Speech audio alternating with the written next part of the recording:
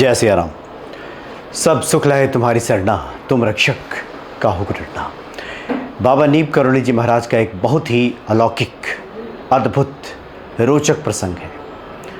इस प्रसंग को सुनने के बाद ये स्पष्ट होगा कि कोई भी हम अगर भूल करते हैं, कर्म करते हैं, सैद्धांतिक चूक करते हैं, प्राकृतिक नियमों की अवहेलना करते हैं तो उसका दंड भी मिलता है।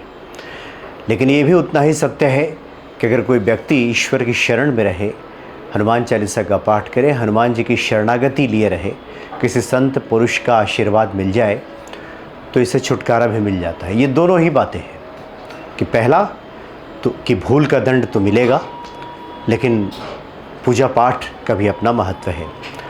दरअसल केहर सिंह जी बाबा के बहुत ही अनन्य भक्त हुए, बाबा जी पर पूरा भरोसा करने वाले, बाबा जी की बातों को अक्षरशः सत्य मानने वाले, बाबा जी के ही कहने से हनुमान जी की शरणागति में रहने वाले, नियमित हनुमान चालीसा का पाठ करने वाले जो केहर सिंह जी हैं। बाबा के साथ जुड़े हुए कई प्रसंग हैं उनके जीवन से जुड़े हुए।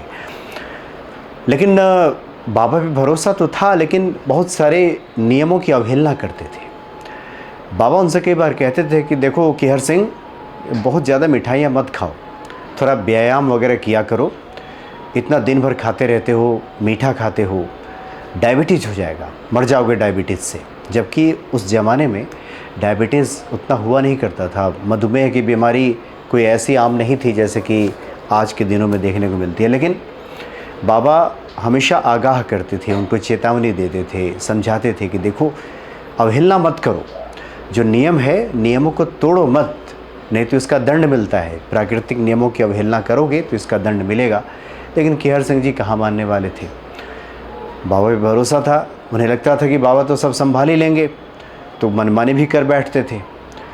और ठीक वही नतीजा हुआ कि उनको डायबिटीज़ हो गई, और डायबिटीज़ बहुत ज़्यादा, यहाँ तक कि डॉक्टरों ने बहुत सारी चीज़ें खाने पीने से मना कर दिया।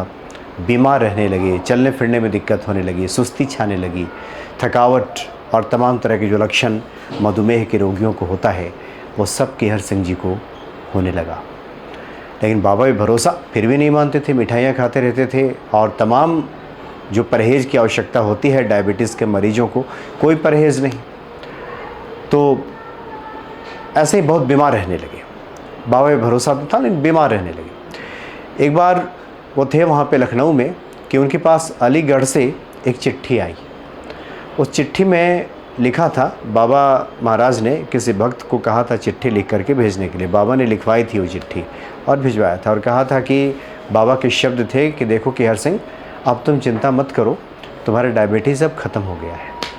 तो केहर सिंह जी को बड़ा आश्चर्य हुआ कि अचानक बाबा इतनी दूर बैठे हुए हैं, 400-500 किलोमीटर दूर बैठे हैं, और वहाँ से कह रहे हैं कि तुम्हारा डायबिटीज़ ख़त्म हो गया है। लेकिन बाबा पे भरोसा तो था, खुशी से झूम उठे कि बाबा ने जब कह दिया है कि डायबिटीज़ ख़त्म हो गया तो ख़त्म हो गया। बड़े प्रसन्न हुए, और सच में डॉक्टरों ने देखा तो उनका डायबिटीज़ ख़त्म हो गया था।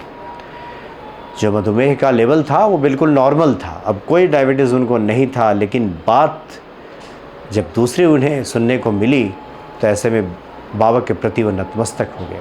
उसके बाद बात आती है कि बाबा मधुमेह से पीड़ित हो गए, और बाबा ने मिठाइयाँ खानी बंद कर दी, मीठा खाना बंद कर दिया, और डायबिटीज़ के मरीजों के लिए जो परहेज़ होता है वो सब बाबा ने अपनाना शुरू कर दिया, अपने ऊपर ले लिया। और बात ये आती है कि बाबा ने भक्त की जो बीमारी है अपने ऊपर ले लिया, और जब तक बाबा इस धरा पे रहे, ये बात आती है कि मधुमेह से पीड़ित रहे। मधुमेह उनको रहा, कोई दिक्कत नहीं थी, कोई परेशानी नहीं थी, लेकिन भक्त के ऊपर जो आया था वो बाबा ने साक्षात ले लिया। यानी प्राकृतिक नियमों की जब अवहेलना की जाती है तो उसका दंड मिलता है। लेकिन जो सत्पुरुष हैं वो कई बार वो समस्या अपने ऊपर ले करके भक्त को मुक्त कर देते हैं। अपने पुण्य में से कुछ खर्च करके, पुण्य लगा करके भी भक्तों को ठीक कर देते हैं। तो ये संतों की सामर्थ्य होती है, ईश्वर कृपा से सब चीज़ें ठीक हो जाती हैं।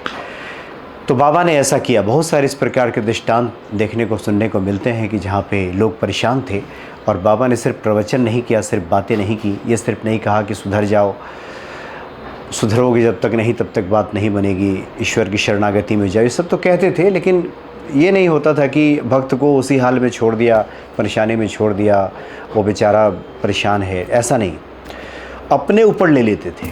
इसलिए ऐसे संत बहुत कम हैं, बहुत कम देखने को मिलते हैं जो अपने आश्रित जनों की समस्याओं को अपने ऊपर ले ले, उसके दुख को अपने ऊपर ले ले और उसके बाद उसको भय मुक्त कर दे, चिंता मुक्त कर दे, उसको निहाल कर दे। ऐसे संत ढूंढे नहीं मिलते हैं। ये तो पूरा ईश्वर का स्वभाव है। ये ईश्वर का जो करुणा वत्सलता है वो सब बाबा जी में दिखाई देता है। इसलिए जो उनके भक्त हैं वो तो साक्षात हनुमान जी की प्रतिमूर्ति ही मानते हैं। बाबा नीम करौली जी महाराज को कहते हैं कि यही हनुमान जी हैं, क्योंकि हनुमान जी का जो गुण है, हनुमान जी की जो करुणा है, वात्सल्य है, जो ममता है, जो सामर्थ्य है, जो दीन दुखियों की सेवा का जो संकल्प दिखता है, साधु जनों के, संत जनों के, अष्ट सिद्धि और नवनिधि के दाता की जो सामर्थ्य दिखती है, वो सब सामर्थ्य बाबा नीम करौली जी महाराज में भी दिखाई देती है। इसलिए वो साक्षात हनुमान जी की प्रतिमूर्ति ही जान पड़ते हैं। तो बड़े अद्भुत, बड़े अलौकिक हैं बाबा नीम करौली जी महाराज, जो अपने भक्तों को संकटों में तो कभी छोड़ ही नहीं सकते, संकटों से उबार लेते हैं। सही मायने में संकट मोचन है बाबा नीम करौली जी महाराज। जय सिया राम।